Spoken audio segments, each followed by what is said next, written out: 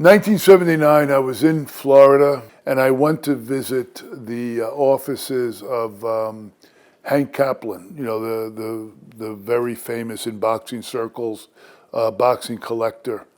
And he had started a magazine called Hank Kaplan's Worldwide Boxing Digest. So I went there and I kind of volunteered my services. I said I could be like the upstate New York correspondent because there were fights back then in Syracuse, Rochester, Buffalo.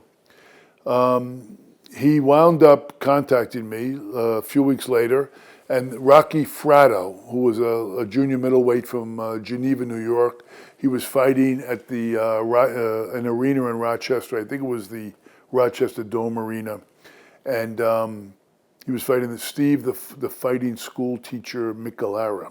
They had just fought in Elmira a couple of months earlier. It was a very disputed decision, so this was a rematch. So he wanted me to write like a 350, 400-word article, and he wanted photographs to go along with it for a full-page feature in the magazine. So me being a journalism major, this is like my first paid article. I was absolutely thrilled, but I had told him I knew how to operate a camera, which I really didn't know how to do. And you really had to know the mechanics of a camera back then. There was no such thing as, I don't even think there were Instamatics yet. So I was in a bit of a panic. I went to the journalism department where I knew everybody, and I know they had a very good photography club there. So I asked if they could recommend somebody that could come with me to the fight later that night. This is literally like with hours to spare. And they contacted Joel Rifkin, who was a couple of years younger than me, but he was like this star of the photography department. They called him. He came down with bags of cameras. He was like this long-haired, shaggy, long-haired guy. He came down. He was very rumpled, but he had a backpack and an ankle or a shoulder harness with all these cameras in there. We wound up going to the Fratto fight, covering the fight, which was a great fight, but what was even greater from a journalistic standpoint was the riot that ensued afterwards, because Rocky Fratto, even though he was a local favorite, he won a decision he really didn't deserve, and the crowd went nuts. So Joel wound up getting all these shots of chairs flying through the air in the ring. And we sold many of these photos, or he sold these photos to the two daily newspapers up there. We were like at these newspaper offices in the wee hours of the morning. They developed the film for us. They were treating us like big shots. Oh, you got, they're looking at them with the glass, and they go, oh, this is a good one. This is a good one.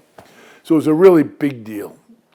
And the photographer, years later, it was learned, he dropped out of school shortly after our encounter, although we were somewhat friendly, and he wound up becoming New York State's most prolific serial killer. He killed 17 prostitutes. He was arrested, I think in '92, which would have been about 12, 13 years after we had done this, shared this very formative experience together. What did you think of him then? What was his personality like? He was a guy from Long Island, just another young kid, trying to find his way. In hindsight, he was probably as insecure as me. But there was something that really stood out about him that I remember very vividly, and that really impressed me. On the way there, before all the excitement of the riot and selling these pictures, he told me that he was very bored with school. He just wanted to open up a photography studio, and he didn't articulate that he wanted to be different by doing this, but one of the ideas he had was to learn how to parachute, and he was going to open up this business that offered photography of weddings being done in midair, parachuting from a plane, and the vows and everything being taken in midair. And I've seen that. Over the years, I've seen that later. But that was the first time I had heard of that or even thought of that. So he really thought outside the box. And I said, wow, this guy's really sharp. And I got the impression that he was too smart and too creative to be locked into a college setting.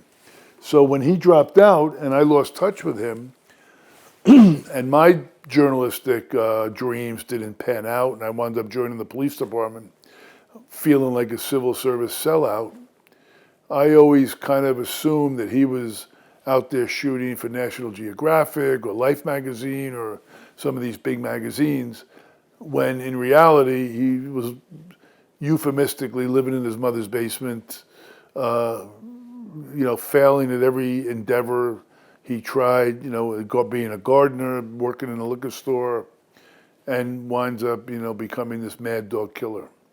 So I was very wrong about him.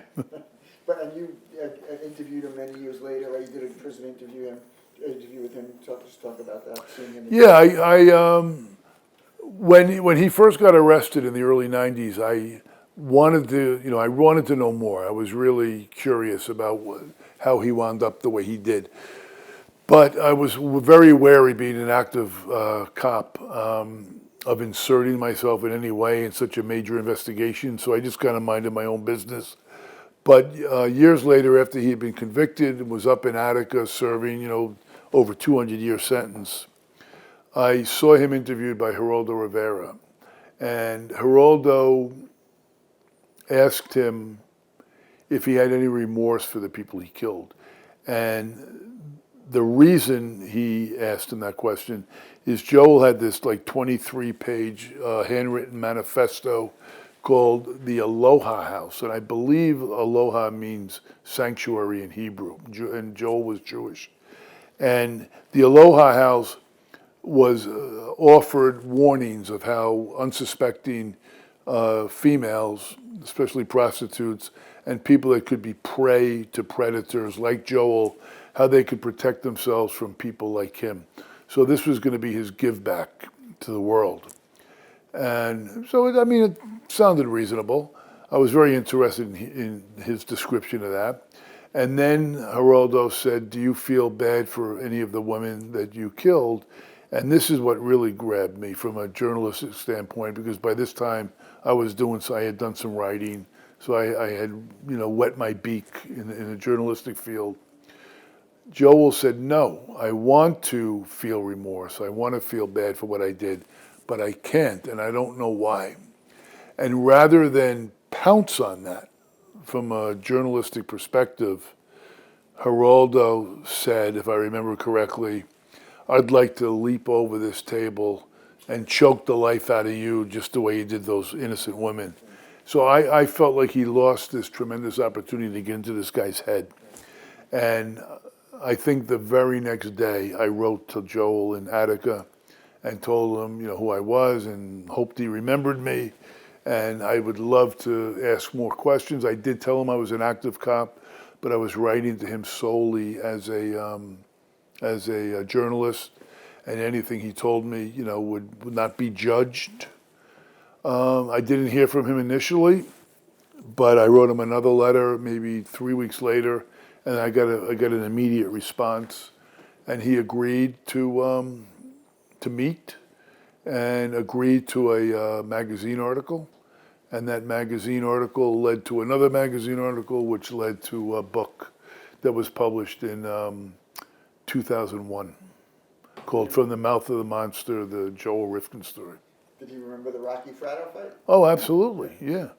Actually, in the first letter, he recounted lots of details about he actually remembered his name and everything.